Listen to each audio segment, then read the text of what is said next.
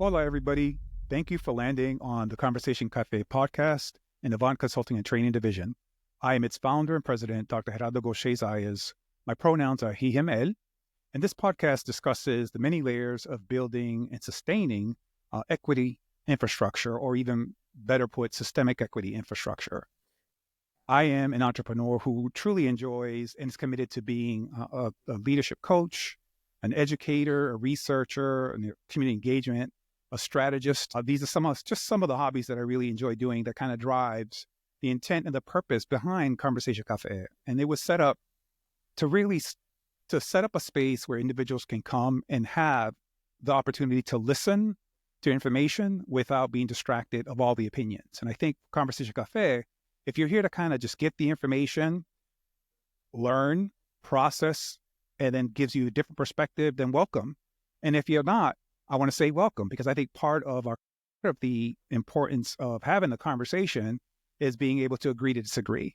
So you can listen and you can disagree, yell at this particular episode of Conversation Cafe, or just kind of join us in the conversations that we have, opportunities to create the space to speak with each other. So this podcast, again, this podcast intends to call in the audience to become part of the engagement between real people and their experiences. Also, equally important is how they have been able to approach being seen, heard, and respected while dealing with systemic oppression, especially among underrepresented populations in the workplace and beyond. So please grab a cup of coffee or tea and join us for this episode of Conversation Cafe. In today's episode on Conversation Cafe, serving our communities through active engagement, our guest is Michael Preston. He is the Director of Community Affairs at Johns Hopkins University in Medicine.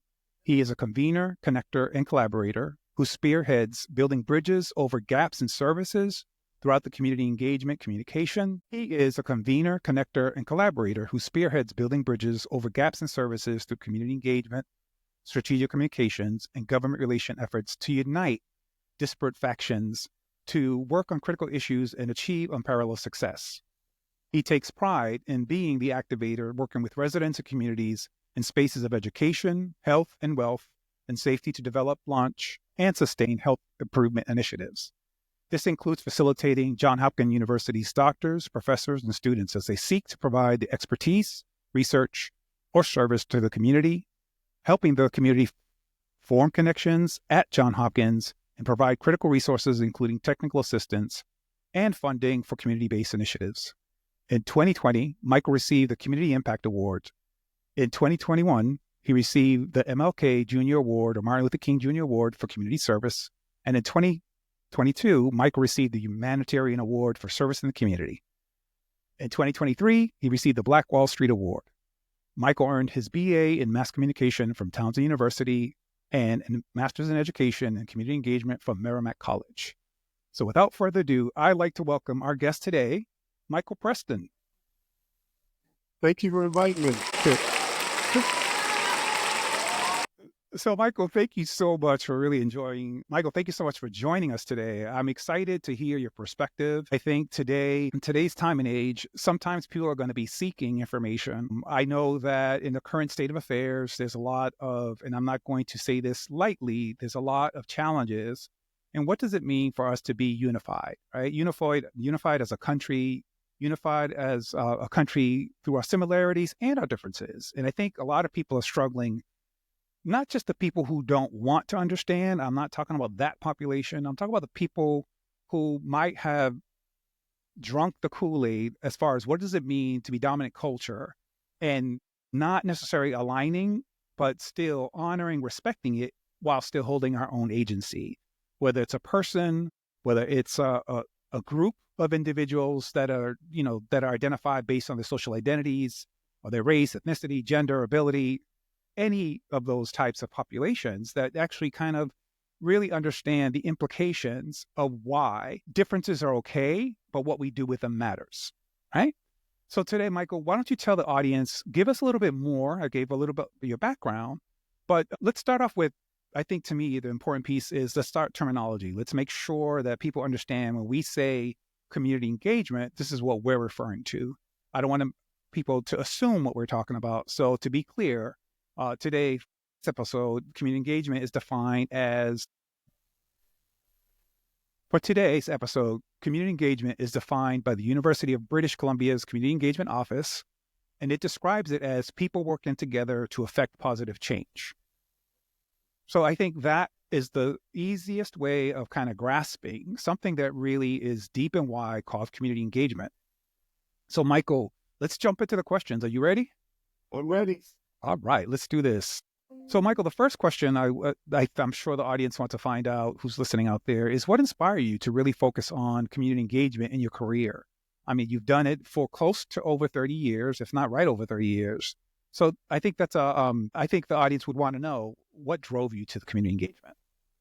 Yeah, so thank you for that question. Early in my career, I worked for an organization called Empower Baltimore, and we had a big charge.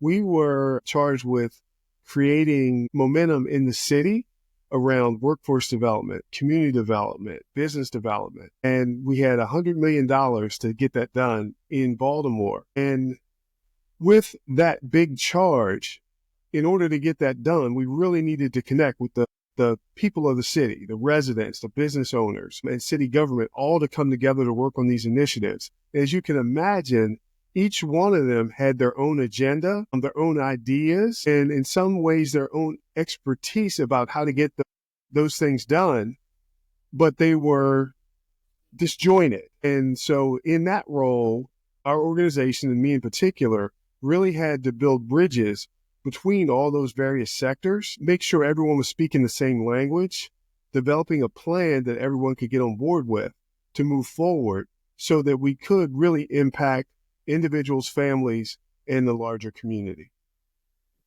Yeah, I mean, that's pretty fascinating because I think part of it is, I mean, it's in the name, right? It's listen to these two words, community. Like, where do we as an organization or even as professionals, where we work, where we impact is one part of it, right? And the engagement is how do we call in and invite the community to become part of what is it that we're trying to equally achieve? It's not transactional, or at least it shouldn't be transactional when organizations want to talk and engage with the community, build bridges in the community, to kind of really enhance the lives of the people of the community.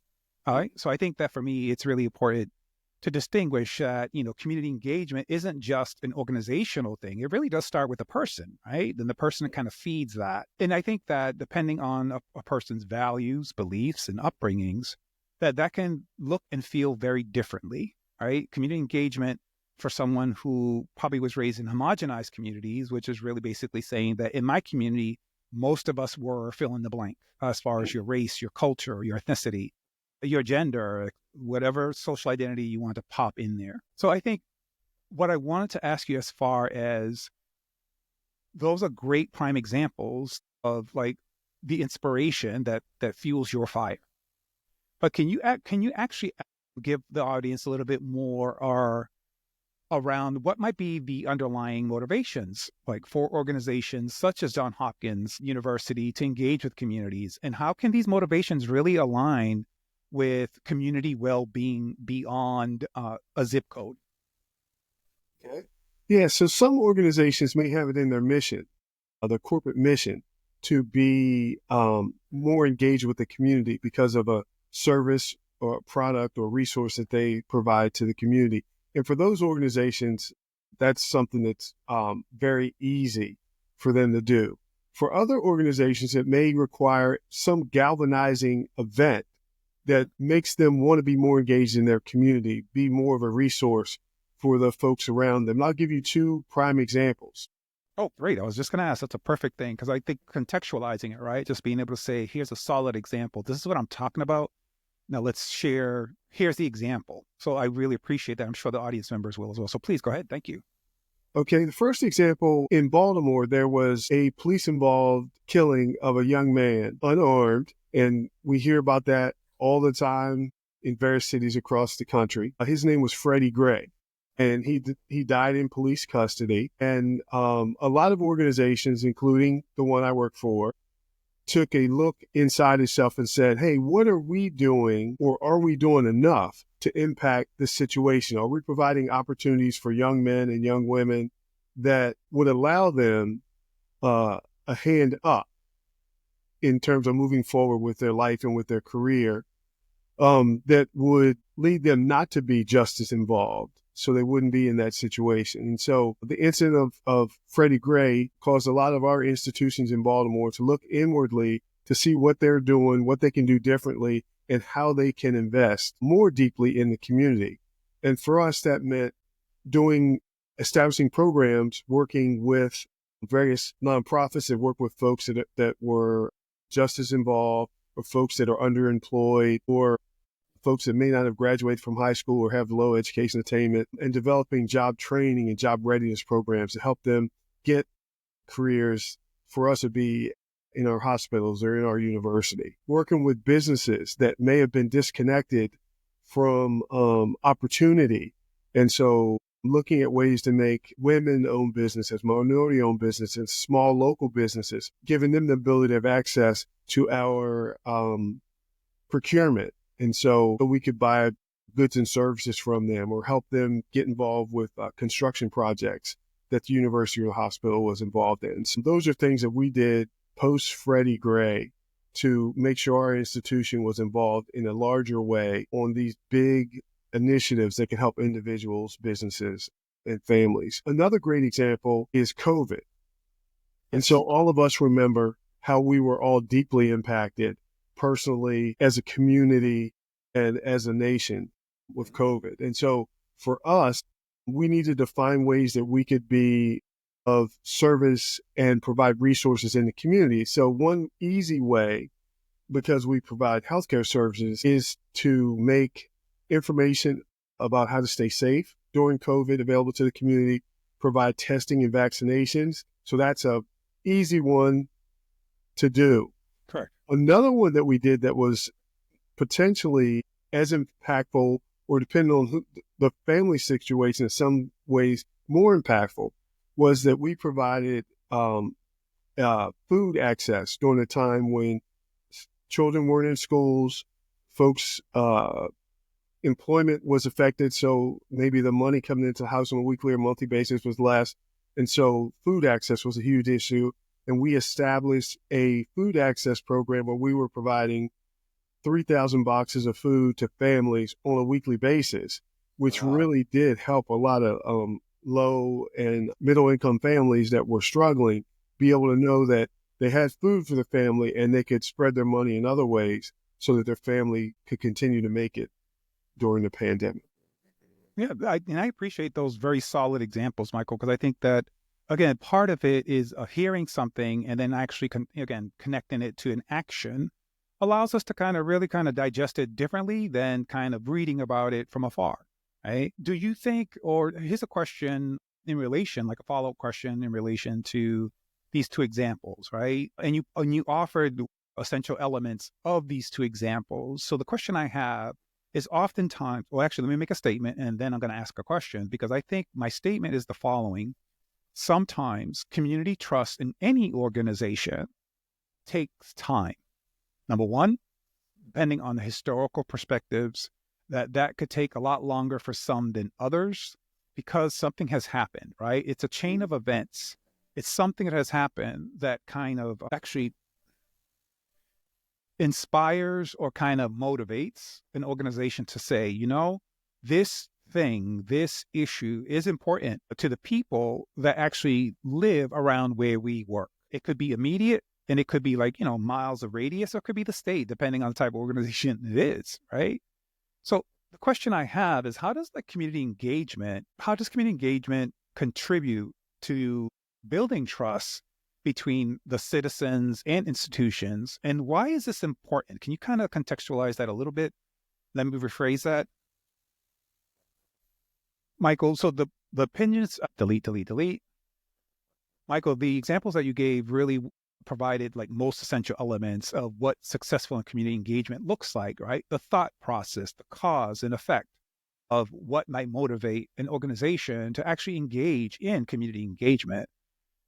Yet we all know as organizations, depending on where these organizations are, depending on where, who are their customers, trust doesn't come easily, right? And I think that for community engagement, there's been such a historical perspective that doesn't get talked about enough not as a shame, but as a state of fact.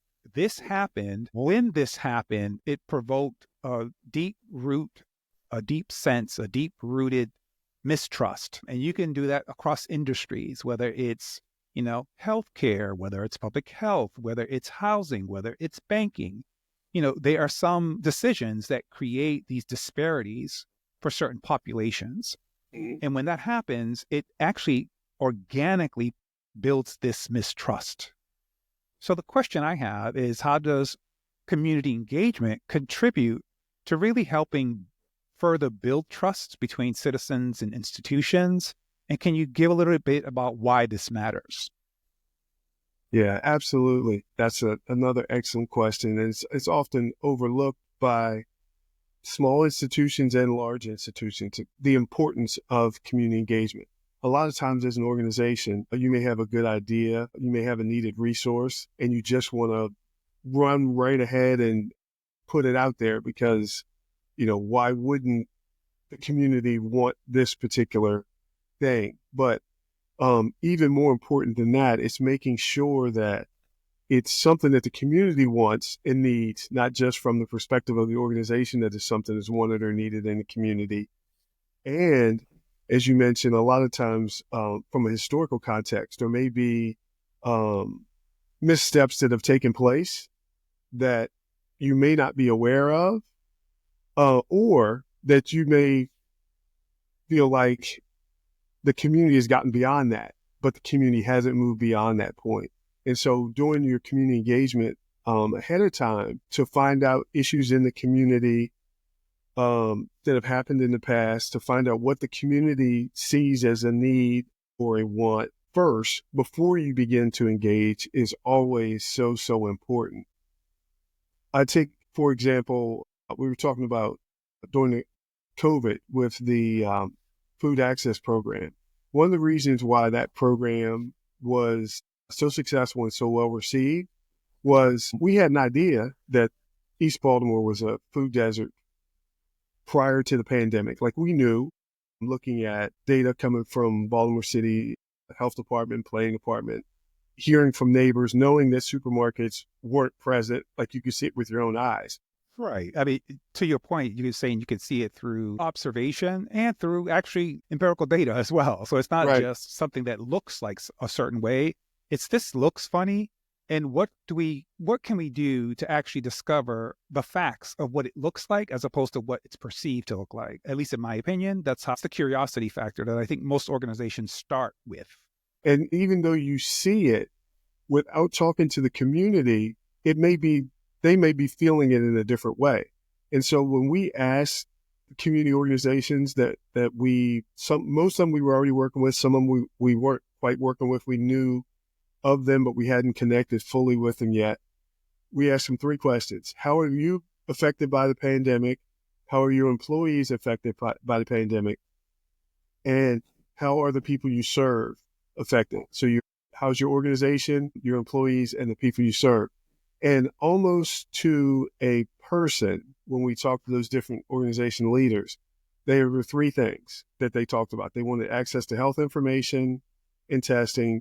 They wanted access to PPE, the protective equipment, mask and hand sanitizer, all those things, yes, and access to food. And so we asked them first, they told us the things they needed, and then we brought those resources to them. And even though most organizations that we were dealing with, and it was 2 or 3 dozen organizations we pulled together for this partnership, didn't do food access or didn't do health resources, health services, they still came as a part of our partnership because the pandemic was such a pervasive issue for everyone in the community, and they wanted to help. And those were the things they identified. And when they identified it and we said, we can bring you those resources, they raised their hands and said, yes, we'll join the team, even though that's not the work that they were doing. Right. And so we came together and we have stuck together now as we move beyond the pandemic as a cohesive group to attack other issues in the community, whether it be public safety, whether it be programming for youth, whether it be resources for seniors. we're continuing to work on other issues together because we came together for a real specific need that the whole community had, and we stood together, and now we're moving other issues together.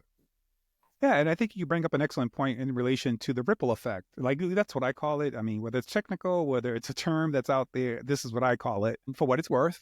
And what I mean by ripple effect is even if you pick one topic in one community, I'm sure there are other topics that are adjacent to this primary topic that is definitely, without a doubt, going to feel repercussions or the ripple of a shift of the core primary thing we're talking about.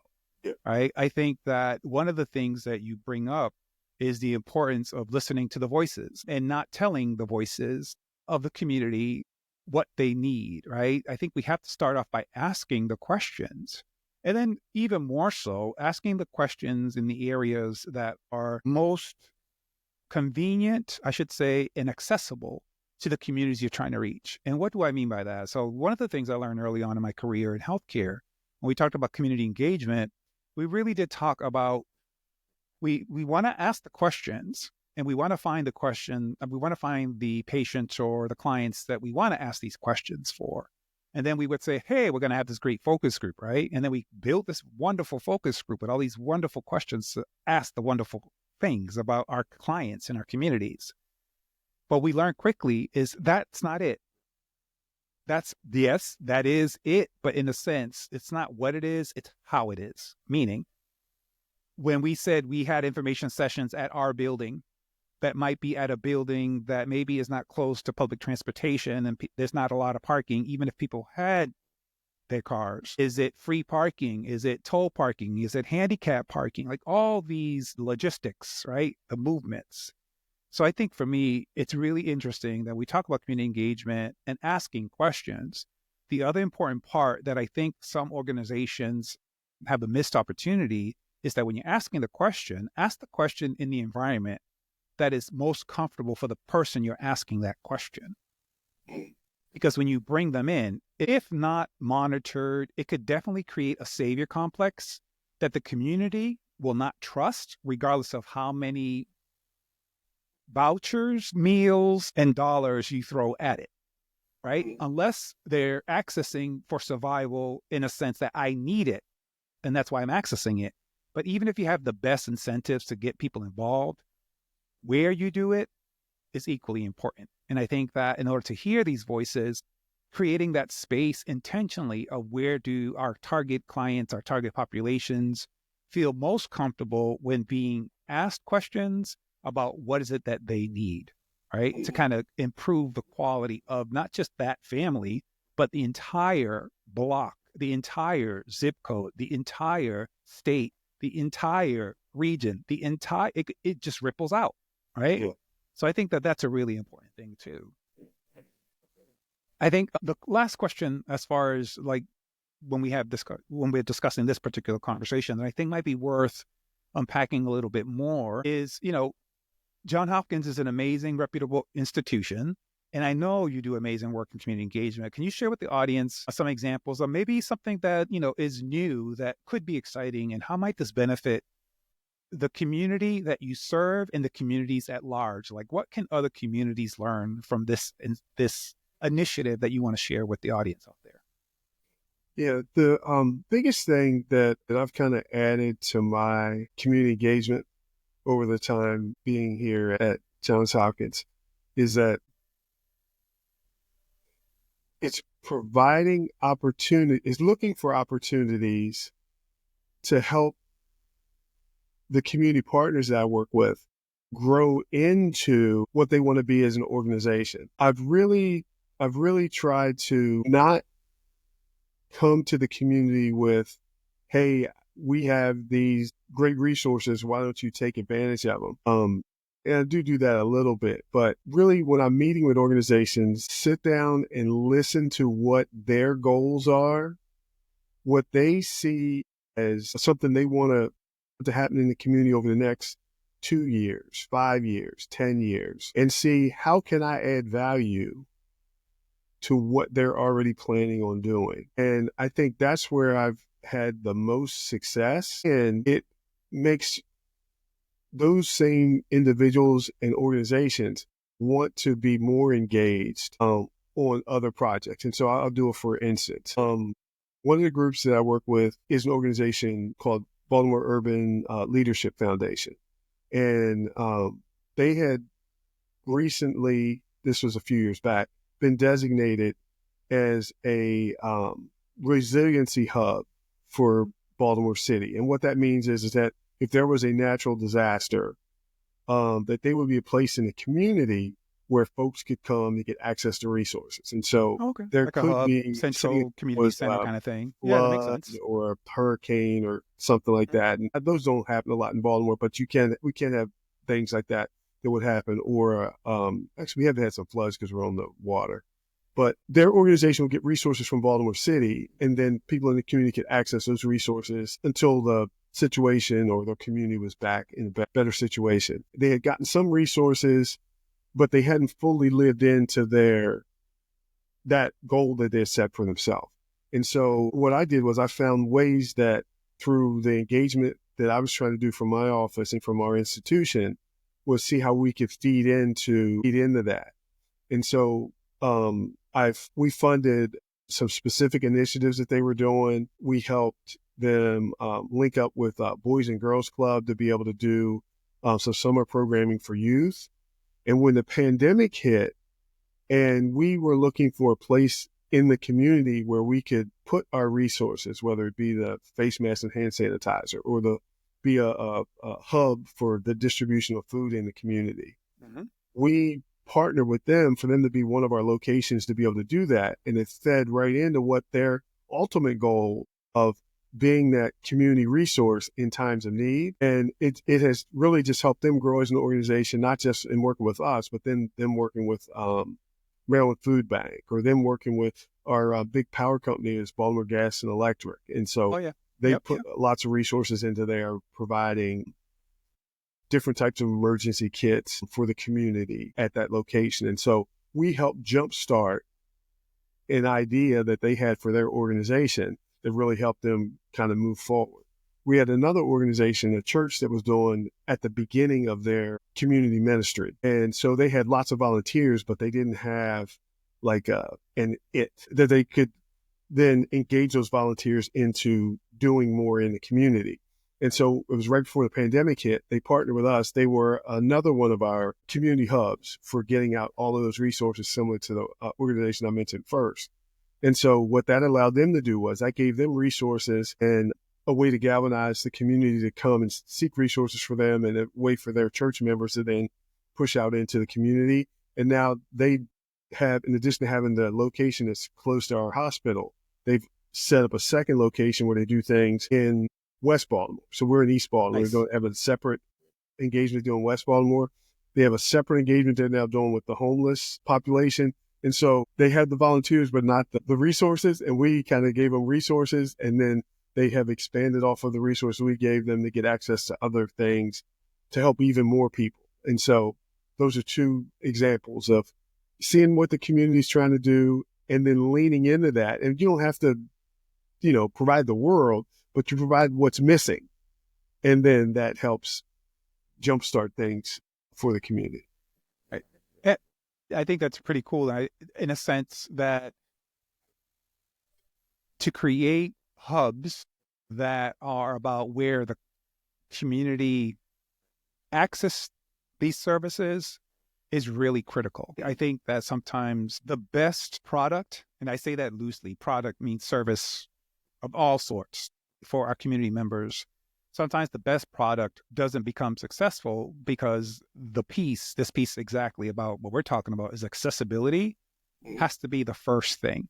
Right. You can say, I have this great idea to do X, Y, and Z, but if it's, what we were talking about earlier, if it's at a building that people don't have access to because there's no public transportation or no parking, or maybe the building closes at 1:00 in the afternoon, or maybe it only opens up while, parents are dropping off their kids or picking up the kids, it's going to fail. So even in that intentional planning, when we as an organization, at least this is what I've seen throughout my career in each sector that I've worked in. I worked in healthcare, I worked in I've worked in higher education. I've worked with nonprofit organizations. I've worked with government organizations or government entities, right? To really create the spaces of asking the communities they all serve, what do you want, and how is it best for us to provide that service, right? And where's that service going to be given? And I think that that's definitely its weight in gold as far as the return on investment. By asking that question, the return on investment in its weight in gold will be much more than it would be if you just say, we have this amazing program or service, but you have to come to us. That's almost a moot point, actually, to be honest with you. Yeah, you're absolutely right. And we found that during COVID with the health services. Like, we knew we couldn't wait for people to come to the hospital to get vaccinated. And our hospital was overburdened with delivering healthcare in the hospital too. So we needed to find spaces outside the hospital where we could do testing, where we could provide vaccinations. With all the misinformation and disinformation about the vaccine, we knew that we couldn't just hope people would come and get vaccinated. We needed to go to schools, to churches, to community organizations, to shopping centers, and we needed to be present. Like, we couldn't just say, okay, tomorrow we're going to be at this location and everybody come get vaccinated. Well, we had to be at that place this Wednesday, next Wednesday, the Wednesday after next, so people would see us as a part of the community, not as they're just here today to do this one thing. Not as a guest. They're not really here for us. Right? Not as a guest, but as actually member of the community. Yes. And that's what community members are seeking. Not, services, but how are you enhancing our quality and services? Quality of life, depending on the service, and the services that any organization provides. And I think that that's the piece. That to me is a very important piece that sometimes can unintentionally be overlooked. And I always talk with organizations and kind of really always ask them that, like, when they're looking to think about a new program for the community, the first question is, who are you serving? Why are you serving? How will they access? And when will they access? Right? Who, what, why, when, and where? Yes. I think that, how they will access is the most important, because if you don't think about that, what's that old saying? You can lead a horse to the water, but you can't force it to drink. It's probably wrong, but something like that. Yes. It applies here too. Right? And I'm just like, I'm not perfect, but what I am is a person who's very observant and working in the industries in which I have. When we actually have done interventions or focus groups, it wasn't just because it was something we thought of. There was a cause and effect, and then we researched it, right? Like, what does the evidence say about this thing that we're seeing? And then once we get the evidence, then we kind of ask the people who are impacted by this trend or impact that we're seeing. We can't just go into a room and be like, what do you want? Yeah. Because that's ineffective too. Yes. You bring in the information, you bring in the data points to say, we are aware that this is an issue and this is how it's being addressed. Is there other ways that you believe, community, that might be helpful for us to address this together? Yes. That's very different than saying, hey, we came up with this program and it's going to be so good that you're going to benefit from it. Yeah, that's the way old style engagement, and it didn't work. And you wonder why, you invested all this time, energy, and money, and it didn't work. Yeah. Well, the community engagement becomes, transactional as opposed to transformational. Mm-hmm. Right. And I think with community engagement, the one thing that I always, remind organizations is, I remember my first meeting when I worked with organizations on community engagement.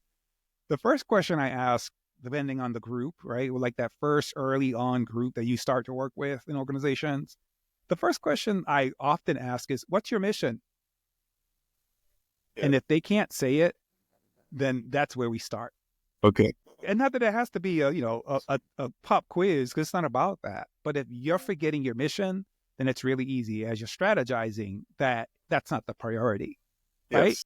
Becomes the outcome as opposed to how to be a successful outcome. Again, that's what I've seen. So I think that, your examples kind of give the audience some food for thought, right? And into, is this easy? Absolutely not. Does it take time? Absolutely. Is this something that can be done in a one-off workshop? No.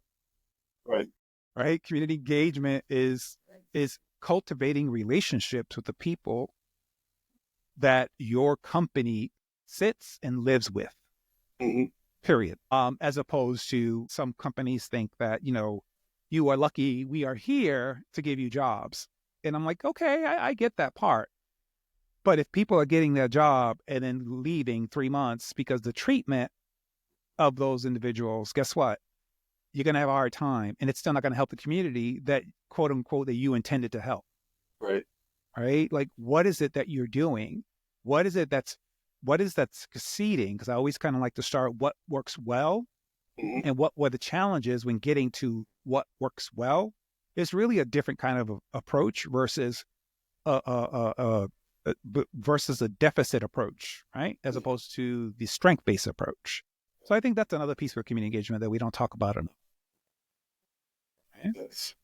So the last thing, what I like to do, Michael, is so there's a couple of things that I want us to unpack together. And with all the guests that come through, I usually ask for a call to action, right? Mm-hmm. And I think that, I typically ask a question, but I'm going to kind of think of it differently on how to ask it, right? And it's almost like fill in the blank. And if you can kind of entertain this game that I'm creating, I really would appreciate, so that the audience can kind of listen and play along, so to speak, right? So here's a question. People's understand. Okay, let me rephrase this. The biggest misunderstanding about community engagement is what? In your own opinion, what do you think it is based on the work that you have done? Okay. I think I'm going to lean into this answer, and I hope this gets to your point. This is something that I've learned in the last couple of years, and I'll give Marymount College a shout out because taking some courses there, and this is something that I learned, and I've tried to incorporate this in my work. It's while you're doing your community engagement work, are you seeking? Are you providing a social service, or are you providing social justice? And so that's the rub that I've tried to ask myself as I move through the various community engagement work that I do. And so here's kind of how I think about how I think about that, because it's not a question that I'd asked in the past. It's like you identify what the work is and you do the work. And if you are successful at doing what you're doing, you kind of you feel good about yourself and you're ready to move on. But asking that question, is it social service or are you providing social justice, added an extra layer for me. And it challenges you to, if you're providing a social service, then there's a need and you fill that need. But if you go away or you end whatever it is you were providing, that need or that problem in the community still exists. Yes. If you look at it from a social justice issue, you ask yourself that extra question. And so if it's an immediate need, a lot of times you got to come at it with the social justice a social service angle. You got to solve that problem. If people are hungry, you feed them, right? Yes. If in the example we were given during COVID and it was a food access issue, we have to feed the people. Correct. But if you ask yourself that second question around social justice, you want to find out why are those people coming every week to get food? Why the need? Why does the need exist? Is it because they lost their job? Right. So then can you bring those extra resources and help people get a job? Is it because the kids aren't in school, so the parent can't work? And so, okay, now we got to do something with childcare. There's a person have a health issue that makes them miss too much work, and now that's why they lost their job. But if you can get them health care, then they can get that health issue taken care of, and now they can be a better employee. So it's asking yourself that extra question. I think that is important around all the community engagement work you do, because you can identify a need, you can work to provide the services and resources. But if you don't ask yourself that extra question to really be able to impact that person and their situation and their family, I think that's critical for success in community engagement. Yeah, you remind me of the restorative part, right? The Yep. restorative part of, are you going to give something so that they can depend on you giving them something? Or are you going to teach them how to get something so that they can actually thrive in their own space, given that policies allow them to do so? Right. That's a whole nother That's good. Yeah. conversation, right? Policies, like how do they impact? Yeah. Let me tell you, with the flying policies that are presenting themselves almost like hourly lately, we have to pay attention to policy, right? And Yes. then we have Yes. to pay attention that if there are policies, does that mean we stop? That's you don't have to answer that. I don't have to answer that, but it's a question to ponder, Mm. right? Because I think that the whole piece, to your point, of justice is teaching people how to actually provide people with the skills, the tools, the resources, right? In order for them to impact the quality of their life, as opposed to incentives that say, here's something, and then you have to come back next month because your circumstances haven't changed. You still have that same job. You still don't have the skills to get out that job. Yep. And not because you don't want to, it's because the options to actually enhance those skill sets might not be readily available. And some people might say, well, wait a minute, there's the computer, people can access. Well, not everybody has access to a computer. Mm. Not everybody has access to Wi-Fi, believe it or not. I think a lot of people out there might think everybody, and you know what? A lot of people, but there's a lot of people who actually don't have either. I mean, and the one thing that COVID taught us, especially for education, is, we'll just give them laptops. And the first thing was, we give them laptops, but they don't have Wi-Fi. Oh, they don't have Wi-Fi, but they've never bought electronic books, so they can't go to the bookstore to get that book. They used to go to school, to the brick and mortar to go eat, but they're not doing that because now they're at home. So I don't think people understand the interconnectedness of like the scope of what community engagement. It's not just one simple thing. It really is a pretty big, it's not even a pretty big, it's a pretty impactful tool and approach, only if there's intention of building up and not creating a dependency. And that's my own little, in my head, at least, that's what makes sense to me. And I'm hoping that that's what other people who might not have thought about it do. So, give that some thought. I'm not convincing anybody, but that's just a thought to share. So I really appreciate that. Can Michael, in the call to action that we just, pause it. Okay. Ready? I'm going to count us down again. Well, Michael, that was a great conversation. I really appreciate you taking the time out your schedule. I know community engagement is on demand, so I really appreciate the time that you took to just take a couple minutes and to really have a conversation of, like, not just community engagement, but what community engagement might look like in action. What are the realistic approaches? And like, give people some food for thought. I mean, people can get involved in ways. They just have to actually open their eyes and open their mouths to ask the question, how? I mean, I think some of the information that you've given are really prime examples of how an organization responsibly approaches community engagement. So what I ask from our listeners at the end of all the questions is, I always ask the guest, if you had a magic wand and you had a microphone in front of you, what is the one call to action you would recommend or hope or want listeners to take away regarding community engagement after listening to today's session? Okay. For me, it's two simple things. One is to be present, and sometimes it's just showing up, being in the space with people. And then the second thing is listening before you speak. All right. So understand the situation, understand the people before you offer an opinion or begin to take action.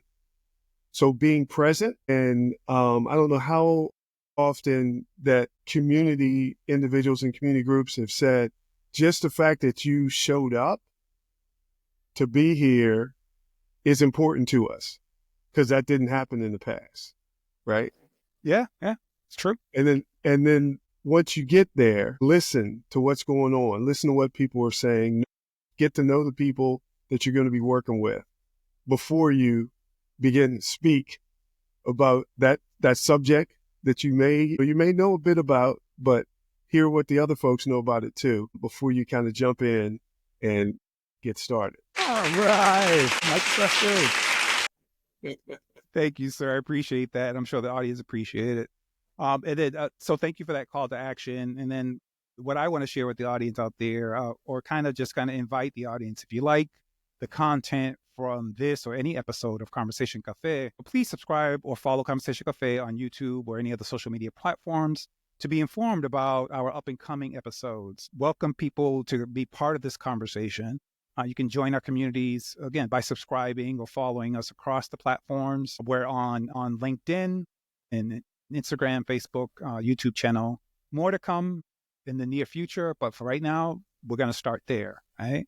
The last thing that I want to ask of the audience, that if you do take the time to listen today, I'm asking everyone to please complete an engagement survey to really let us know how we're doing on the topics. If there are topics that you think, systemic equity infrastructure is so big, and what is it? Even that, just let us know. What is it that you're looking for? What are the topics that you think are important to you out there, listener?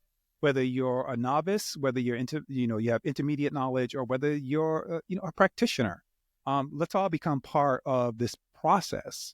We hope that you enjoyed this episode of Conversation Cafe, and hope that our next episode you join us, which will be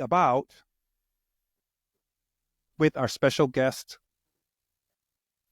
So for more information about Conversation Cafe, a division of Avant Consulting and Training, or how we might together explore, become active partners in leadership, coaching, business strategies, systemic equity infrastructure, or a standalone professional development options for you, your leadership, or the organization, visit us at www.avant, that's E-V as in Victor, A-N as in Nancy, T as in Tom, Avant, C&T.com. Again, I am your host of Conversation Cafe, Dr. Gauthier-Gauthier-Zayas, and we hope you take the time to engage with us. Gracias por estar aquí hoy con nosotros. Thank you for joining us on Conversation Cafe, again, a division of Avant Consulting and Training. Adios.